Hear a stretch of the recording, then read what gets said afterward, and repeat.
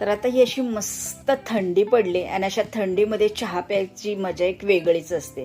त्या चहा बनवण्यासाठी मी 1 कप पाणी आणि थोडीशी जास्त चहापत्ती घालून मस्त असा कडक चहा प्यायचा आहे. तर त्यासाठी मी थोडंसं अद्रकही कुटून घेतलं. आता या चहामध्ये घालते आणि मस्तपैकी उकळून घेते. बघा किती सुगंध येतोय, छान असा सुगंध येतोय या चहाचा.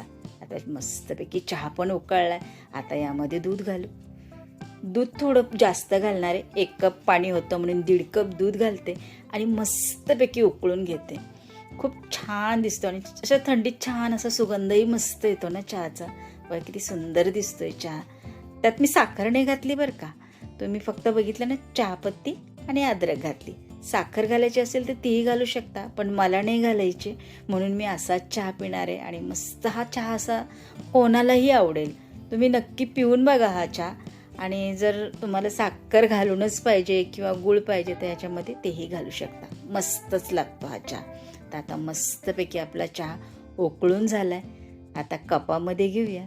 छान असा मी हा चहा कपामध्ये ओतून घेते. किती सुंदर दिसतोय चहा, मस्त असा घटमूट झालाय. आणि आता छानपैकी हा आपला साखर न घालता चहा मस्तपैकी झालेला आहे आणि पिण्यासाठी तयार आहे.